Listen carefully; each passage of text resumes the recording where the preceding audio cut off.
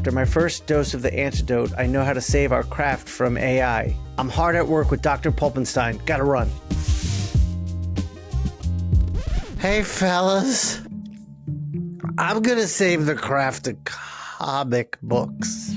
What happened to your righteous outfit, man? You don't look so good. Yeah, Jim's right. You look like shit.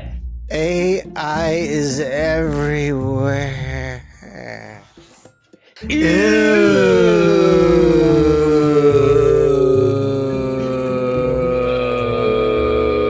This is very bad. Shawn is sicker than I thought. The craft is suffering severely. Where's my magnifying glass? Generative AI, digital shortcuts, struggling publishers are all making our craft sick, making Shawn sick. There's my magnifying glass. I am hard at work on the second dose of the antidote to help Shawn fix our craft, but he needs your help. Get the anti-AI art book. The antidote for all that ails our craft. Inkpulp Cyan is a book about our craft and the art of Shawn Crystal. Most art books are simply a presentation of that artist's artwork. But Inkpulp Cyan is a book about process, thoughts, and work that goes into every single piece Shawn creates. It is a completely unique take on the art book. It is the antidote for all that ails the craft. This 10-inch by 10-inch hardcover will set the new standard for all art books to come. Grab a copy now.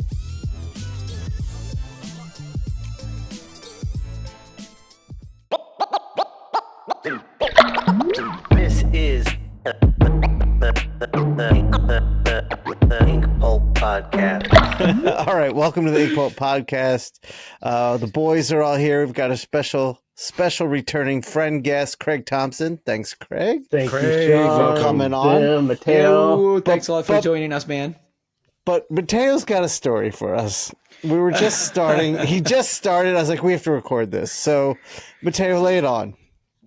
Okay, so I'm sorry, Craig. I'm taking space for this stupid story. No, I requested the story. Yeah. So basically, what happened is these are one of the first years I was doing New York, so I didn't know New York at all, and we didn't have cell phones yet, like smartphones yet. So everything was a discovery. We would just go out and see stuff and try to, see what was interesting, try out stuff.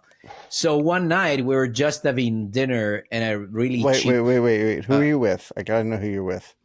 I was with a couple of Italian friends, but in that specific night, it was just with a friend of mine. So we just had dinner at the deli, the three of us, and then one left because they had to do stuff for the show. Was this a vacation or a con? No, for New York Comic Con. Okay. So it's just the two of us, me and the other friend that didn't leave, and there's a bar nearby. Like, how do you call it?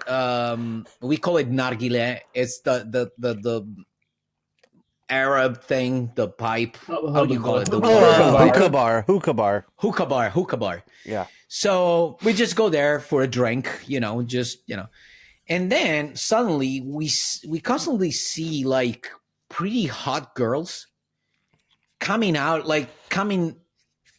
a door and going, outside the place and then come back after. So there's this constant traffic of hot girls, but we don't see them at the bar, actually. Like, the bar is just that room. There's no extra rooms. We just see them going through this small door.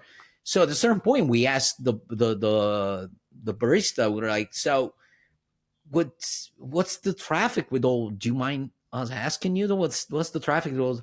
Oh, and he's like, there's a food fetish tickle bar downstairs. And we're like, what? So do you want, it's a private thing, but it's a pretty secret thing, but if you want, I can talk to the girl who's organizing the whole thing. And we talked to this girl and, normally she would have said no because we're just curious. So we're not in that kind of world. But she's like, you're tourists, you don't know what it is, so come downstairs and we'll show you. She's like, and we go downstairs. What's two more creepy Italian guys mean? Who cares? It's fine.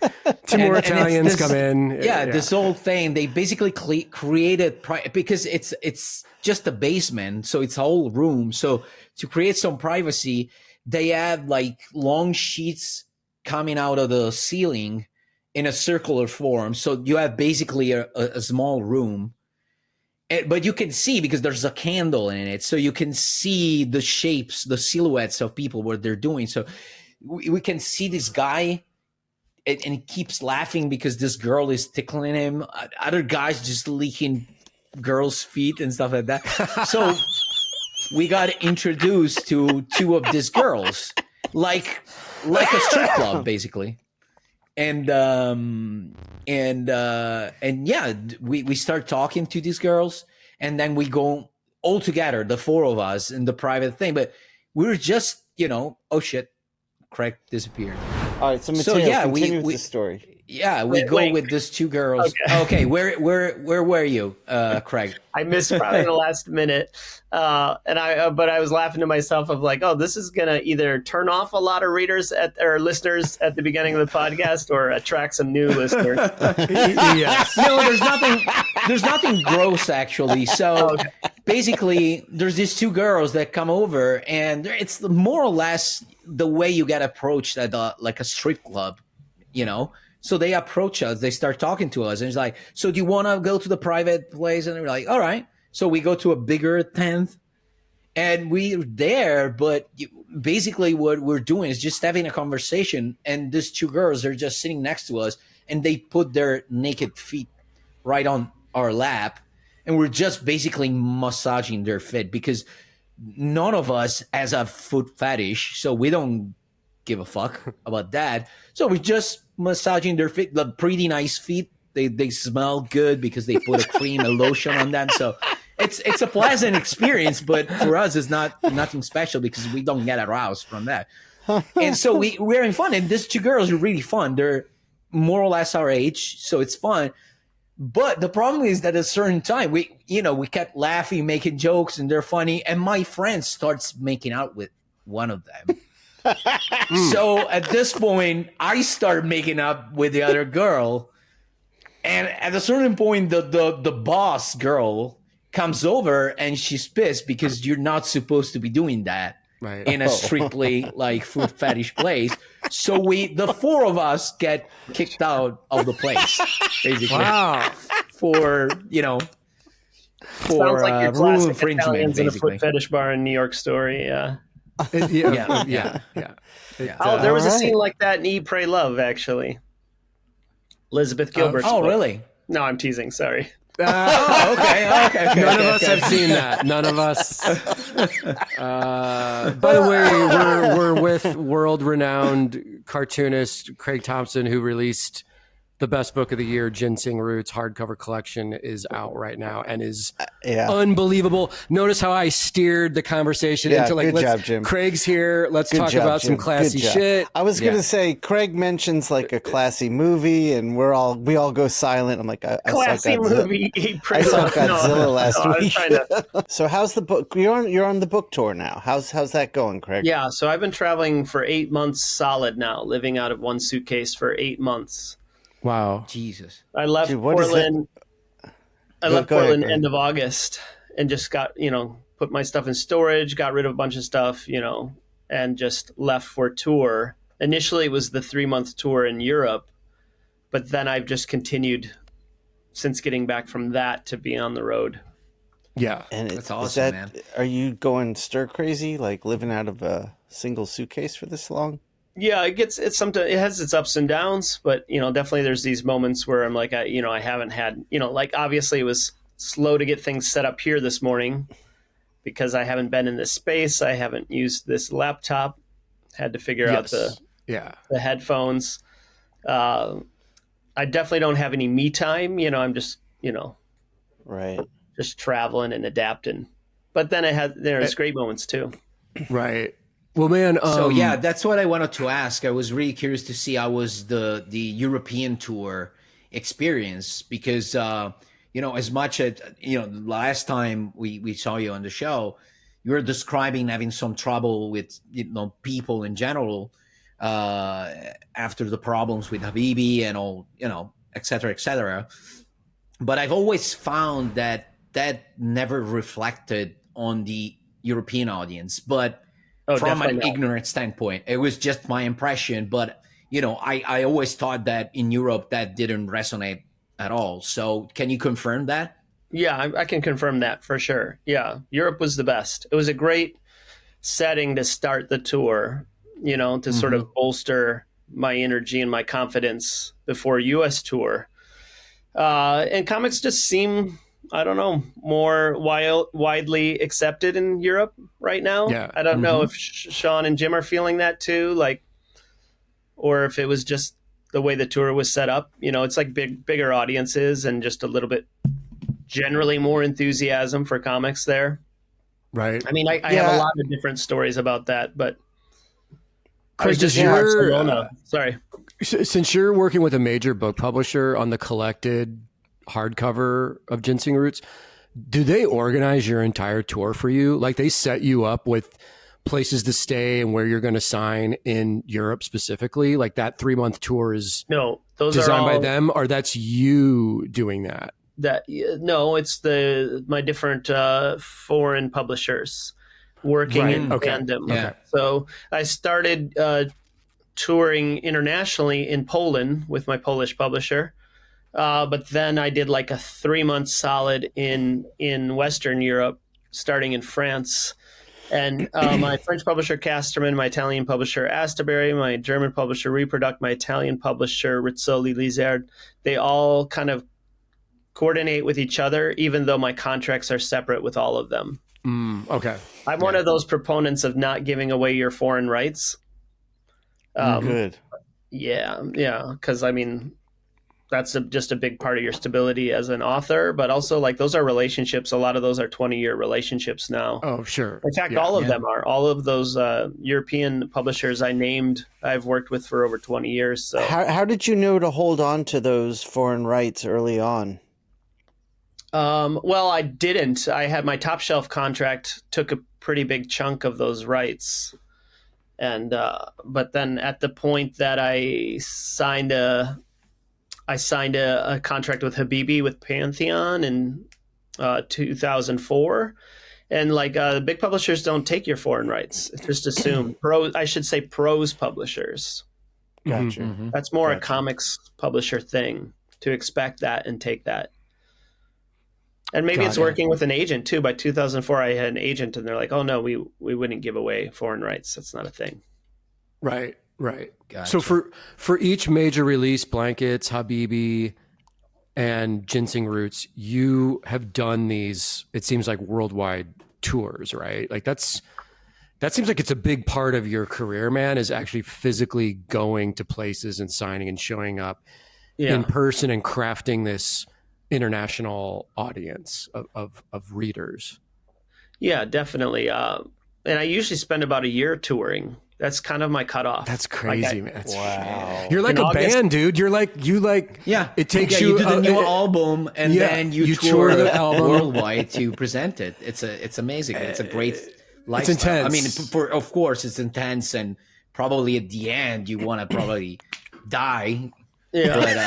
But No, I mean, well, bands die in terms money of on because tour. you're tired and you're fatigued, Yeah. but not in the meaning. Yeah. Well, bands are making money on tour. That's where they make their actual income, is playing gigs. Where it's like, I don't get paid for any of this, and I do lose money. Jim was asking about the setup. Like all the flights are covered by Pantheon, which is awesome. But like I'm on the hook for a lot of all the other expenses, and in the end, it probably adds up the same as like living somewhere and paying rent. But I'm not saving money by being on tour. I'm not earning money. I'm bleeding money. right. For all So my- what is the benefit of doing the tour? Yeah, because I don't think there's you wouldn't be able to track the cost benefit analysis of like, does this result in book sales? Right. But I do think it has. I don't know. I do think it was a big part of Blanket's success is doing like I did a solid 6.5 months on the road. I didn't have a home. I was just on the road for 6.5 months when Blankets came out. And I think that went a long way to giving it some legs, you know? I mean, it makes sense because when you do a comic, you don't just do a comic. I mean, you pour the maximum amount of energy into making a comic that I've ever seen anyone pour into it. So it makes sense that when you'd be done with this masterpiece of like creative insanity, you just go promote it.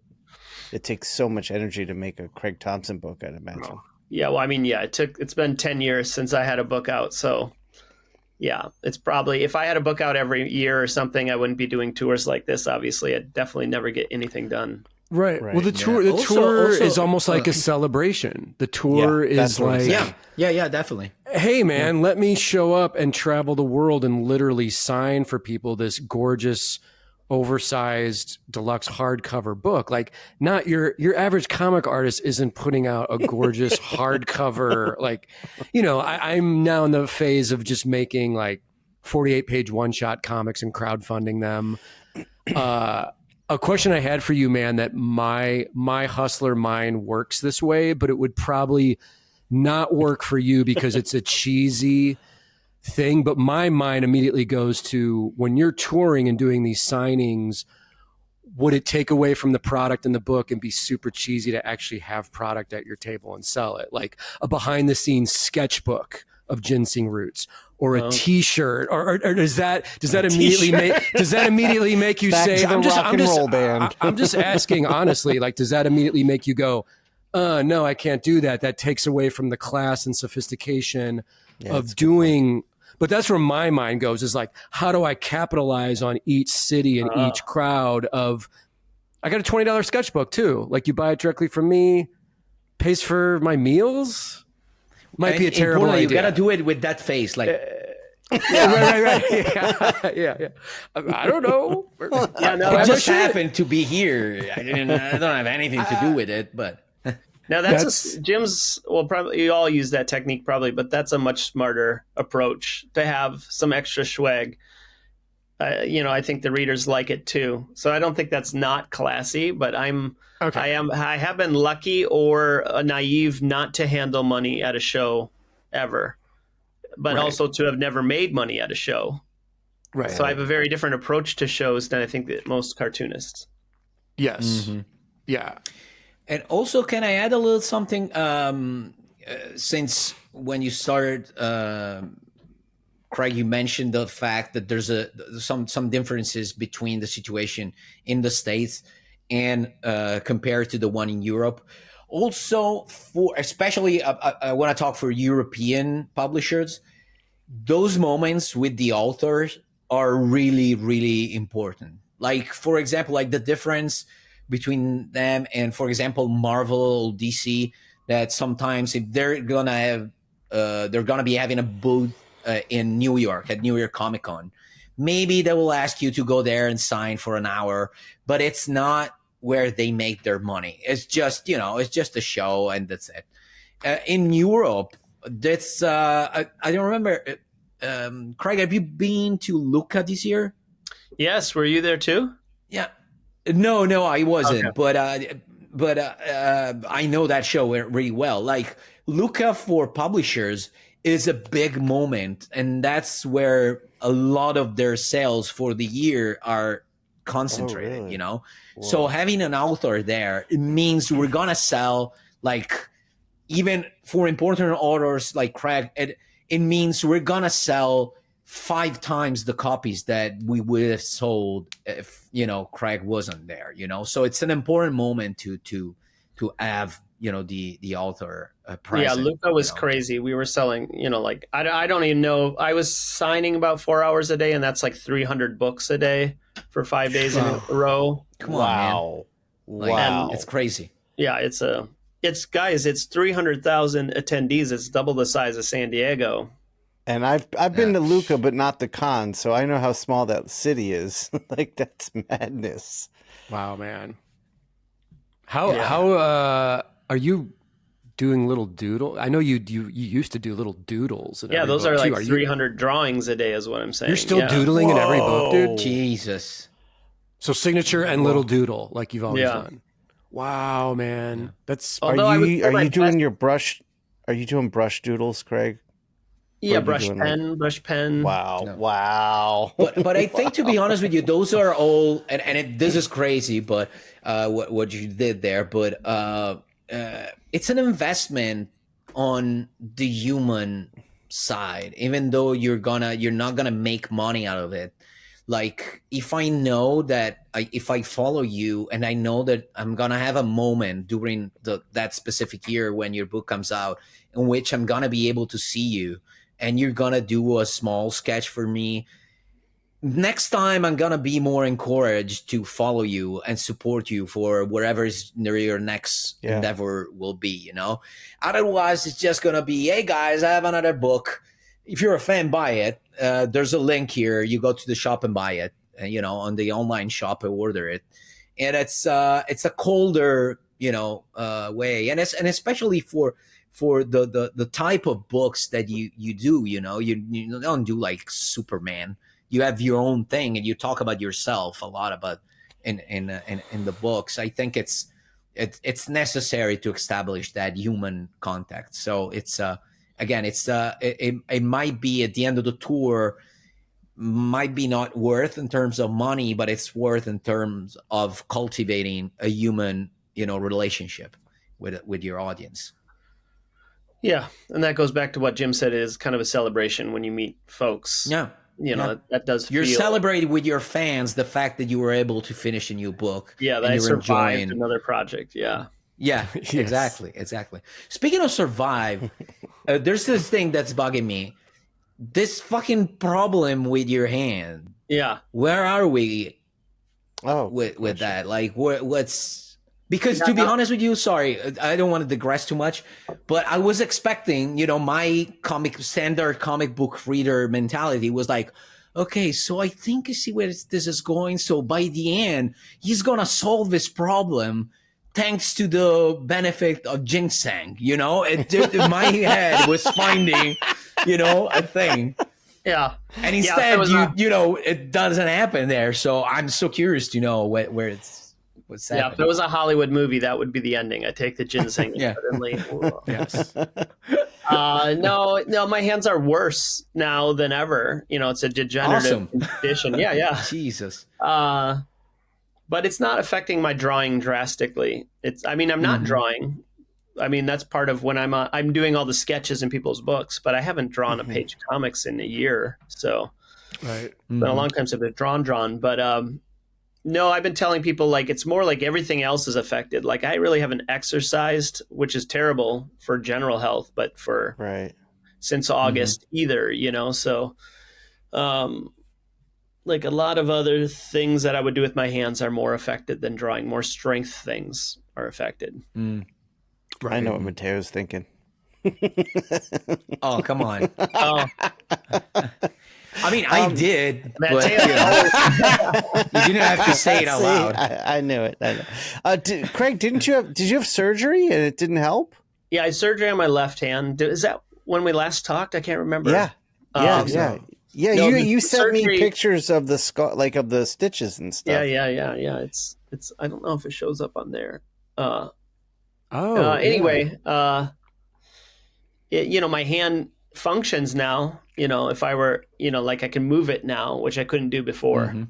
But it feels crazy, like numb, tingly, painful, and kind of still is not like at full. It'll never be at full capacity. So I'm like, I'm hesitant to do the surgery on the drawing hand, because one of the first things they tell you is, like, we might need to amputate a finger or two during the surgery. And as soon as they say that, I'm like, whoa. Or I'll pass on the surgery. I don't know. Maybe I'll keep all the fingers for now. That's one of the common things that they have to resort to when they're... Okay. Yeah, man. I would stay away So, from that for now. Which hand is better now? This hand that had the surgery or a drawing hand? I would say the drawing hand is better, even though it has one finger that doesn't work. This pinky finger doesn't work. That I don't draw with my pinky. It does affect my typing a bit, and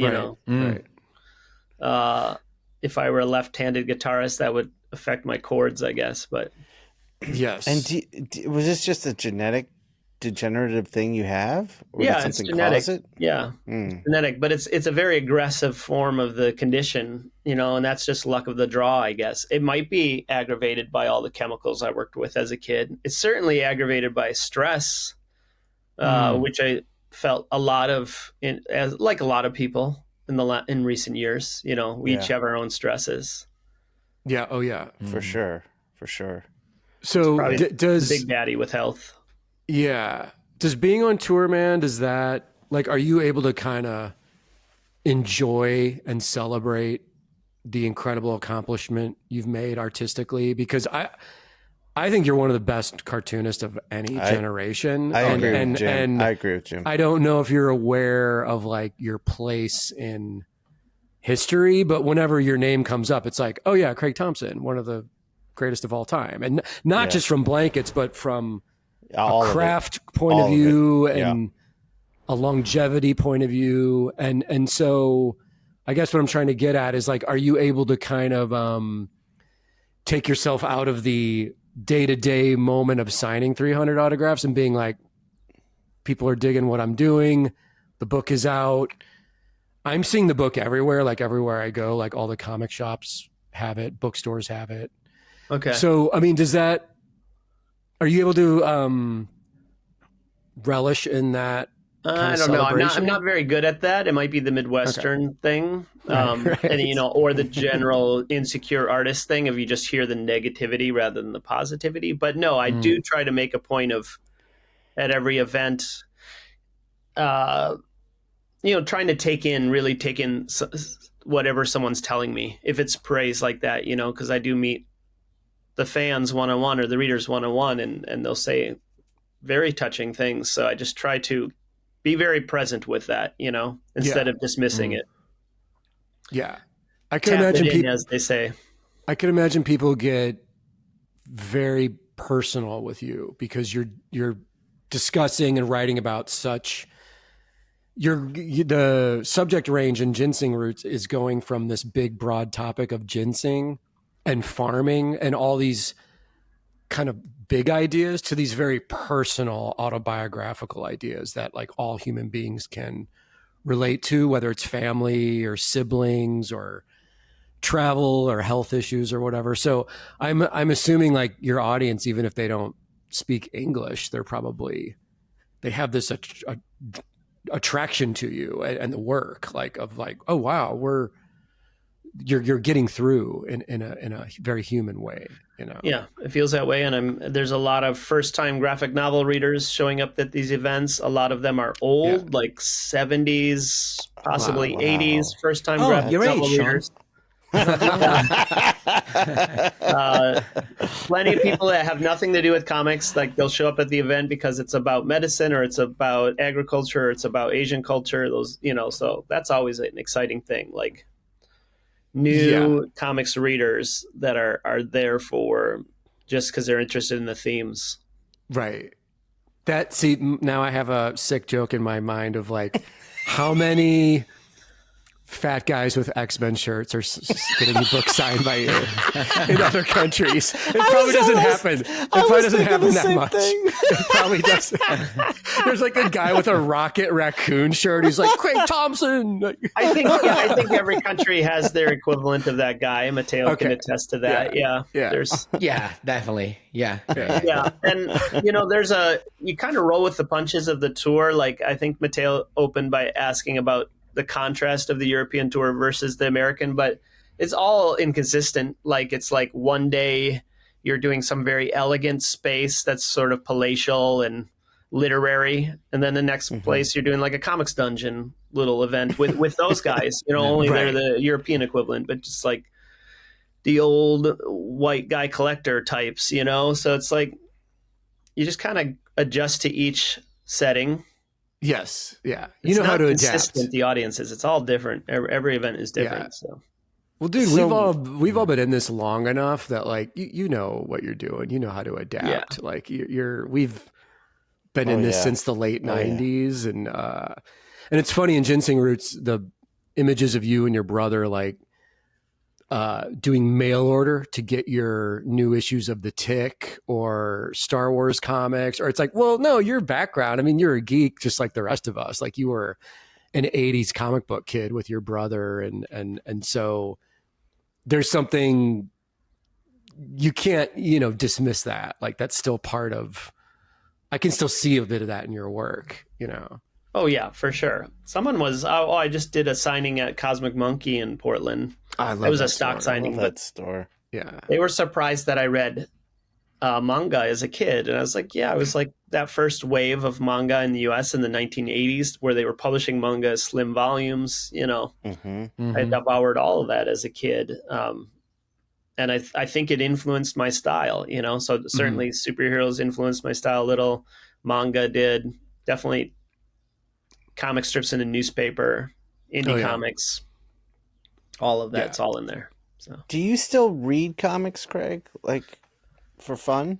Sure, I do, but it's a little different now because like I said, 8 months on the road, I'm not accumulating books or looking at books in the same way. When you do signings, especially in France, every shop offers you a free book. Yeah. But I turn it away because I'm like, well.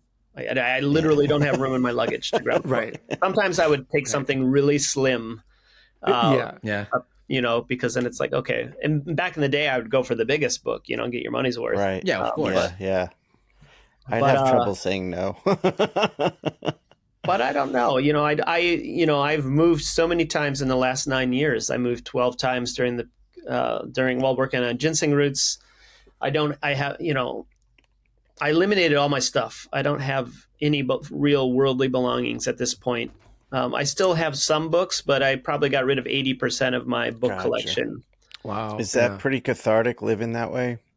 Yeah, I think so. There's moments where it's, I'll have this little twinge of loss. Like, oh, why did I get rid of that book or that book? Yeah. Most of my books I got rid of or basically gave away, but Dave at Secret Headquarters in LA can confirm. I gave it to him for quite a bargain. And there was things of high value in these boxes, Some of them I'm like, that one book, like I know I could get as much as I'm getting for these 20 boxes of books, know? Yeah. Right. But occasionally I would salvage something from the pile as it was going away. Like I saw a Maurice Sendak book and I grabbed it and opened it up and it was dedicated to me from Maurice Sendak. So I'm like, wow. Clutch that one to my chest. I'm not letting that go.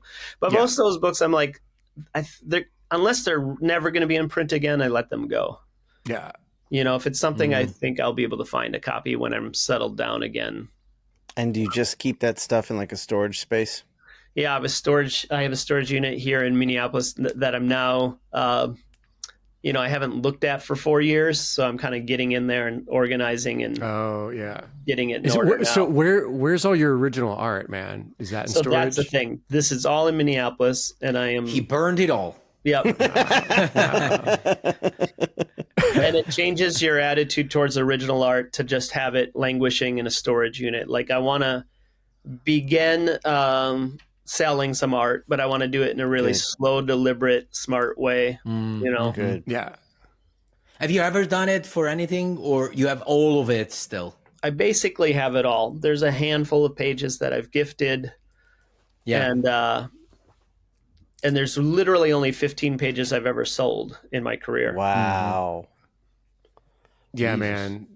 Have you thought about the value of them is high because of that? Very high. I'd imagine very high. Yeah, definitely. How do you feel about having like a gallery show or something? Yeah, I've already talked to galleries in Paris and nice. have handshake agreements to do that. Yeah, that would be incredible. That'd be amazing. Wow. I remember Jim and I saw Ginseng Roots originals at your place. They're just gorgeous pages. Yeah. So speaking of originals and Ginseng Roots specifically, in this case, since you're using two colors, so there's the black and there's also the red, is there some of the stuff, did you overlay it afterwards? Some of the red parts, how was the whole thing? Yeah, so in the beginning of the book, I was laying down a piece of bond paper or a couple layers of bond paper to do the second color. Yeah. With just, dry brush or whatever. But as I went along, I started doing more of the second color digitally in Photoshop. there wasn't that much of a difference. You couldn't tell the difference between, the Photoshop second color. All of the texture, that sort of almost risograph texture that goes throughout the book is made out of like a printmaking brayer. I did like hundreds of different brayer textures, just rolling out the ink on paper, scanning that, and using that as a layer. Right. Oh, wow. Yeah, that's awesome.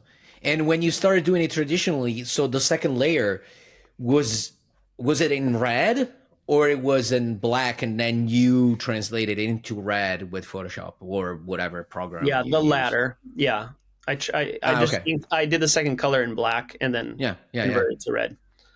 But yeah, I guess that's it. That's why I started leaning into Photoshop more, because I was doing lots of mid-tones like grays and different tones of red together to make browns and sepias. So I just started leaning more into Jim has seen the original art, and if I were still in Portland, I could pull it out right now. But yeah, I remember looking through those portfolios. The originals are crazy, man. And they're oversized too. Like, you work bigger than 11 by 17. Yeah, the bigger pages are 14 by 17, and then that's the ones with bleed, 17. And the other ones are 11 by 17. Yes. Okay. Yeah. Do you use the full 11 by 17, like the whole thing?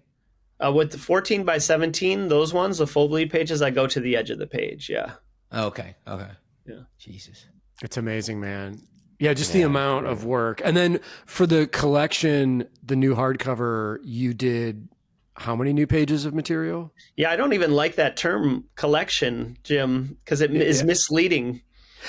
See, the reason I'm saying that is because I'm such a great friend. I bought the whole series as it was coming out as individual issues. Okay, but have you regained points through uncivilized? He's about to lose him. He's about to lose him. Yeah, I apologize, but to me, I keep saying collection because I had the original series as individual issues. Yeah, no, it's great, but they're very new different. book. The new book is a new thing. It's a new item. Yeah, there's like 60 to 70 new story pages, which are all pretty major things. But every chapter has been modified, starting with that very first chapter. That really affects the reading. What else is different? Also, the shuffling. I've reshuffled things too. So, like the chapter about Will Sue used to be issue 9 in the series. Now it's chapter 5 in the book.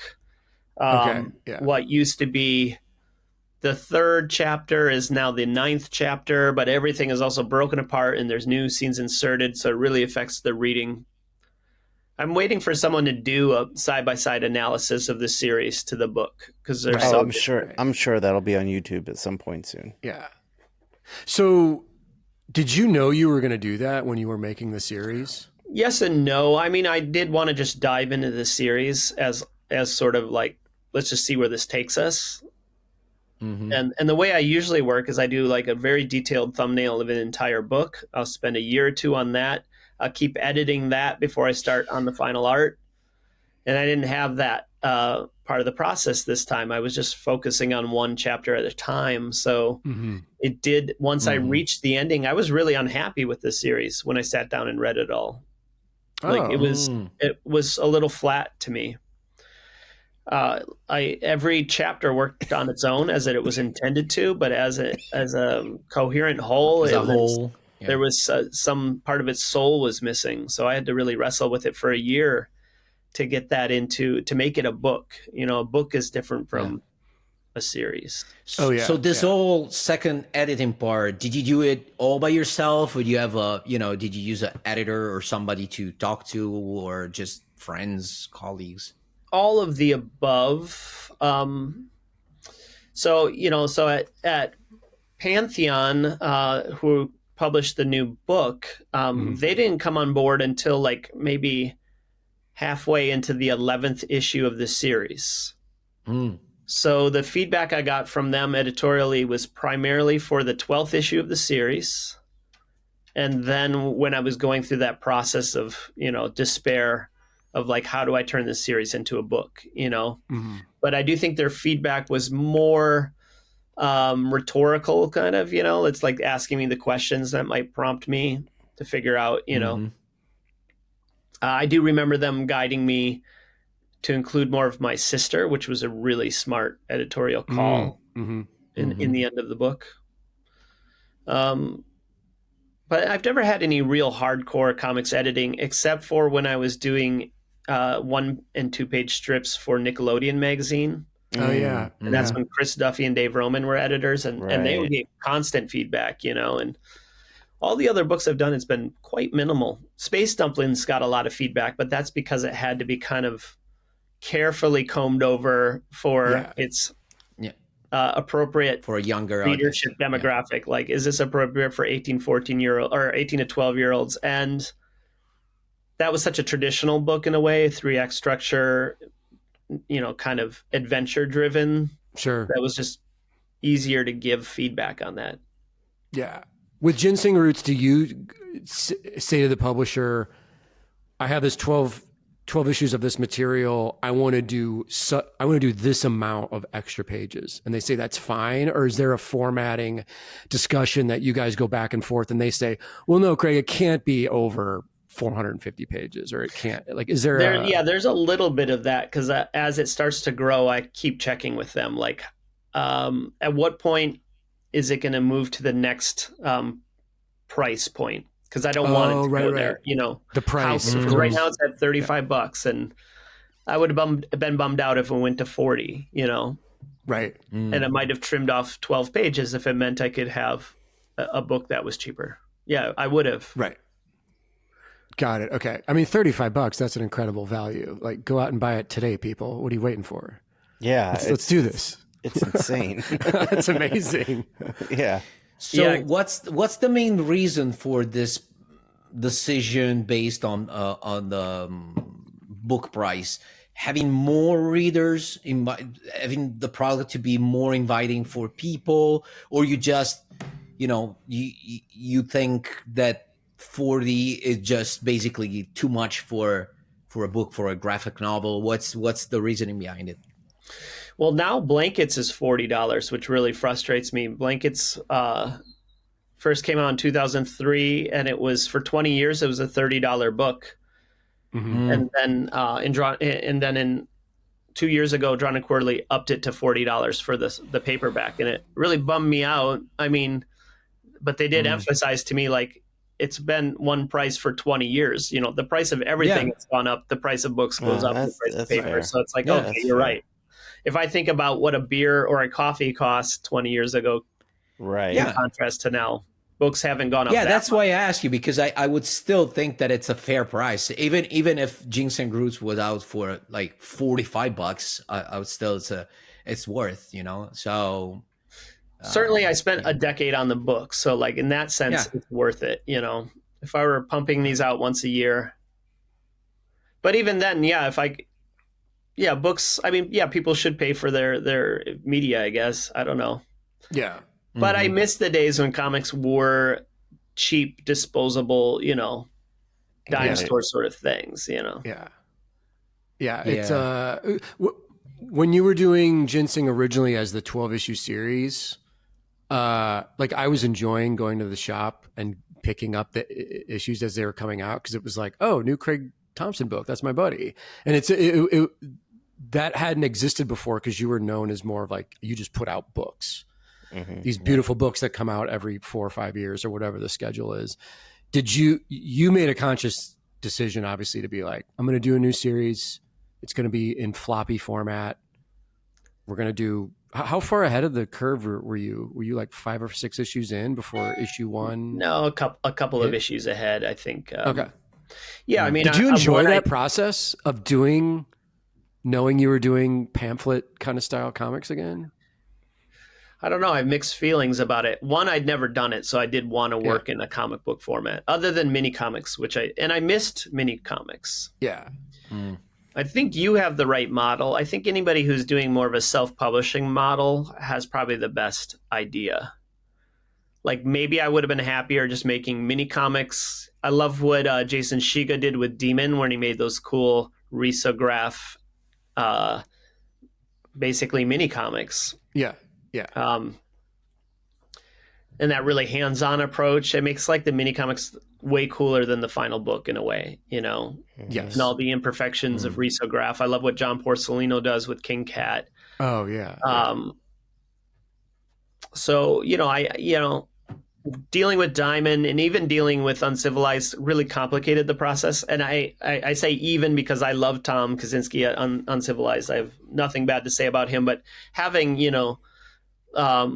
working with a publisher still like complicates things, Yeah. And Yeah. so I still like the format of a floppy comic book, though, especially the format I was working in, that sort of 6x9. Yes. I stole that size kind of from like Kevin Huizinga's Or Else mini comic, but then like Greg Means was doing Paper Cutter in Portland. That was like an anthology that was that size. Noah Van Sciver did some issues of Blammo that were that size. Yes. Yeah, that book Jessica rocks. Brown did like Louis Riel and Ed the Happy Clown in that format. I really love the 6x9 indie comic format. Yeah. And the paper you printed Ginseng Roots on was beautiful. It was like just a nice object to hold. You know, it had the paper matched the art and the tone of the story perfectly. You know. And the most punk rock part is that it was printed in Wisconsin. So that's the huge contrast. Oh, that's amazing. Did you find that printer, or did Uncivilized find that printer? Let's see. I think Greg Means pointed me toward, or maybe Kevin Huizinga pointed me towards that printer. We printed issue 1 with some standard like Quebecois, sort of Canadian printer, and we weren't happy with the printing of the first issue. So we were like, well, what are our options? And I asked around, and it was either Greg Means or Kevin Huizinga who suggested this small printer, Johnson Litho, in Eau Claire, Wisconsin. And I was like, fuck yeah, let's print in Wisconsin if we can. Wow. Yeah. And they had a good price and great quality, and it was just so cool. I mean, maybe it's not as exciting to you, Matteo, because in Europe, they still tend to print domestically. In Italy, usually we use Italian Italian printers. Yeah, definitely. That does not happen in the U.S. I don't think of any U.S. publisher. Well, I think the difference is that normally I'm just thinking, I don't know, like normally we don't print more than a certain number of copies. So probably, if we had to print like over 70 or 80 or 100,000 copies or something, maybe we would, do it either in China or somewhere else. Okay. I don't know, to be honest with you. I don't know where, like, the main books, the ones that sell the highest number of copies are like Dylan Dog, those kind of like Tex. I don't know if you're familiar with those books. Yeah, of course. And I honestly don't know where they print. But I would think they still print in Italy. Something that I should investigate on. I don't know. I do think that Jim has the right technique right now, though, is doing smaller batch self-published work. It seems like that's the coolest and most sustainable version of making comics at this moment. Yeah, and that, to me, that seems to be the scene that's growing the most, especially in America, as far as comic books go. Like, there seems to be this whole new movement and community of new kids based around just making your own comics and kickstarting them, crowdfunding them. There's more indie comic book kind of conventions and shows that are starting to pop up here and there across the states. So it's weird, man. The three of us talk about it all the time on this show, but it's almost like there's like a 90s vibe happening again of like DIY, make your own stuff. But the 2025 version of that is use Kickstarter, use crowdfunding, get on Discord, digitally communicate with friends and people that way, watch these YouTube shows, make YouTube shows. And it's this kind of self-sustaining, self-supporting community now that's really popping off, man. And that it's gotten me excited because there's something nostalgic about it, but it's also, there's a futuristic element to it of Well, now you can just sell it to anyone in the world through your Kickstarter campaign. Yeah. And you can communicate with anyone in the world. Before you just had, your, local shops and something, you could travel around, but you cannot reach Italy, for example, Mm-hmm. Yeah. I mean, actually, Craig, so this is what we're all kind of doing. Like Jim was the first to go, but it's the model we're all three of us are kind of leaning towards. And we're gonna attempt to do a very small tour next year. So we're gonna see how that goes too. But it's exciting. Yeah, it's really exciting time. Is that a world tour? Is that a domestic? No, it's Matteo's coming in yeah. for a convention. So we're gonna try to do like the Eastern Seaboard a bit, like the coast, like from Florida up to New York, but just like 4 or 5 stops, I think. Okay. Yeah. We're actually open to suggestions since you're are you just finished touring? No, I'm halfway through the domestic tour. Oh, okay. So this is 20 stops on this tour. Damn. And if I were doing it again, I'd do it in the car. That's what we're going to do. Yeah, because I don't love flying that much, and flying is just stupid. It's bad for the environment. It's inconvenient, and right now the flights don't work in the U.S. Everyone's been delayed that I've taken. Wow. But also I'm just like, wait, why am I I started in L.A., then I went to New York, then I had a few East Coast ones that made like a linear geographical progression sense. But then I went to Texas.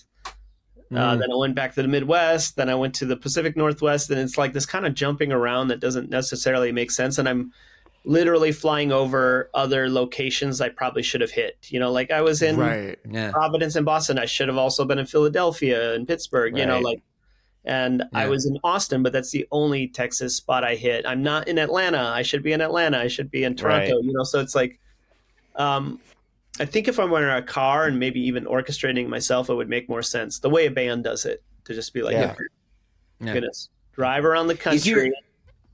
Go ahead. Sorry. I thought you finished. Just drive around the country, hit like 45 stops. That would be an epic way to do it. Wow. Yeah. I'm making Shawn tired just talking on it. No, I'm just, it's not you. Go ahead.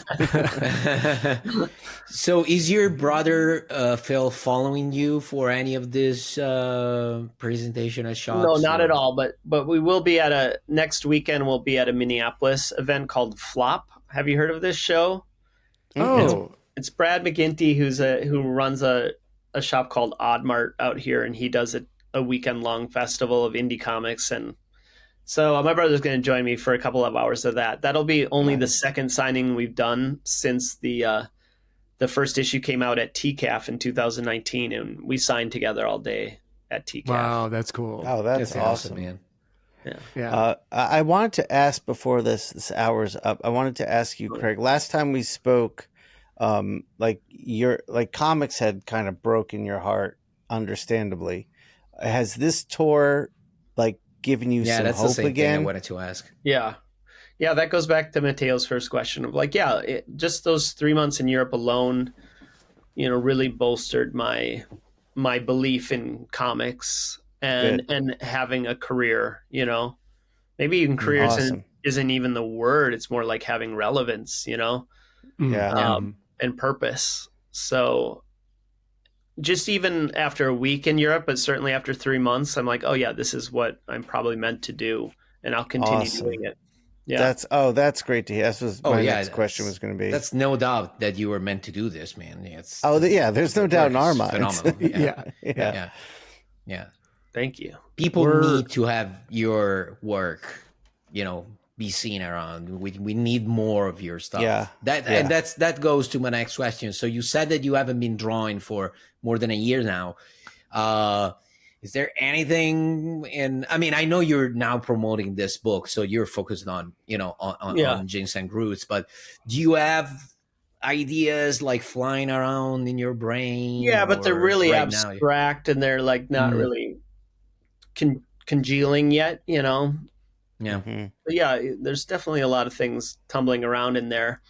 The question I'm struggling with the most is if I want to do another memoir, if I want to tell some of these stories through that format, or if I want to abstract them in fiction. I'm not sure what's the best format to work in. Although I have heard from a lot of readers that like what I stumbled upon with Ginseng Roots might be the perfect formula of like half memoir, Right. and then half something that's much bigger and outside of myself. Yeah, dude, I love that, and I think you're really, really good at it because you get the factual information, you get the background of a subject. Like I didn't know anything about ginseng farming, or farming in general. Like I'm an idiot, so having all of that background as part of this comic, but then getting you as a character with your family and the autobio stuff, that also satisfies, the fun relatability of this now I'm with Craig and his family on this journey and traveling, and he's talking about skating and comics and all these things that I love to hear about, and then we're back to something dealing with the ginseng, so that push and pull of those two things I think works really well together. Thank you.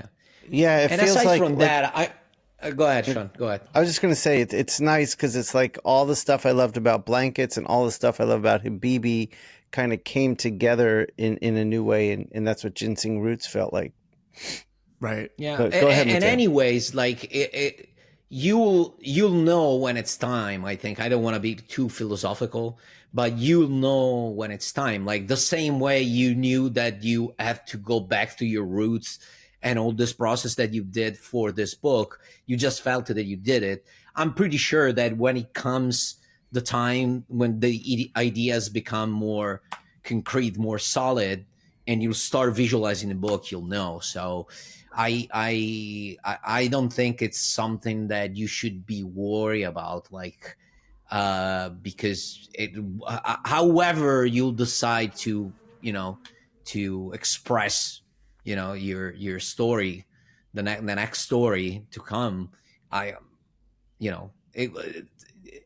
long as you do what's in your head, it will work, because the quality is undeniable. So, and your ability to tell a story in your way is undeniable. So, however format you'll decide to go with, it's going to be a success. Oh, thank you. Are you going to be who's going to be at Heroes Con this year? None of us. None of us here, unfortunately. Yeah. I actually, Craig, when I saw that you were going, I was like, damn it, I wish I was going now. Yeah, shit. And it's the finale of my U.S. book tour is Heroes Con. That's where it kind of gets capped. Yeah, we're the one year I'm not doing it. I've always heard good things. I don't know. Oh, you're gonna love it. Oh yeah. Oh yeah, you're gonna love it. If I come up for like a night, I'll let you know, Craig. Okay. We'll get dinner or something. All right. Because honestly, I've been just thinking like maybe of just going just to see you and grab a meal and catch up. Because it's not that far for me. Yeah, it's like a 6 hours drive or something. It's not even. It's like 3.5. Wow. Well, then if you don't go, you're an asshole, Shawn, at this point. I mean, I have a justification. Well, now I have to go. I live overseas. But you now. Yeah. You're gonna love it, man. It's to me the best, just straight up comic book show in America. Yeah, it's all about. It's a lot to do with the art and the craft of the books. And none of the nonsense. No celebrities, no actors, none of that. It's just comics and people buying original art and people selling old comic books. It's very pure.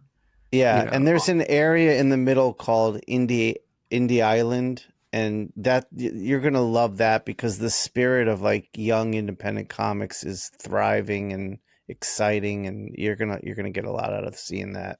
Okay, I'm planning to jump back and forth between signing at Indie Island and signing at wherever this other Heroes Aren't Too Hard to Find sort of booth that they're. Yeah. Oh right. Okay. Yeah. That's like the main booth. They're. Great. Okay. So, yeah. That's right when you walk in. That'll be great. Yeah, you'll love Indie Island. You'll really like that.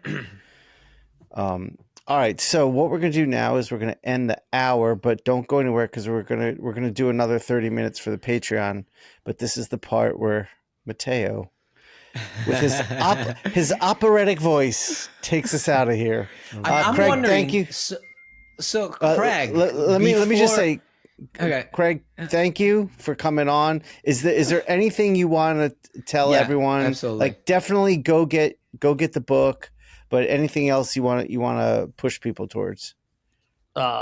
Push people towards. Well, let's see. Yeah, the book came out April 29, so it's not even been out for a month right now. I still have another month of touring, so maybe I'll make it through your town. I'm mostly hitting Midwest stops coming up here, and I'll be nice Kansas City with Jim, and then St. Louis nearby. Yeah, and then HeroesCon is the big finale of my domestic tour. July is when I'll finally have that breathing moment to sit down and think about what's next, as Matteo was asking. Right. Awesome. Yeah, that's awesome. Well, and don't forget, maybe at the end, one of these next few days, if you can share like the tour that you'll do, we can show it here so that people can see, and maybe they'll find the city nearby, so they'll join you. All right. Totally. And I would, yeah, absolutely. So I don't remember the last time when you were on the show. Was I already doing the bye-bye? You've always done the bye-bye. Always? You've always done it. Yeah. We definitely did it, but yeah, we definitely did it. But anyways, prepare yourself. So if you don't know what we're talking about, Craig, I'm sorry in advance. Okay, you have no clue. Wow, you guys are cringing and. All right, I'm just ready. preparing my The earbuds. build up now has been way too much. Just the do it, build-up- Matteo. yeah, Just yeah. fucking do it. Yeah.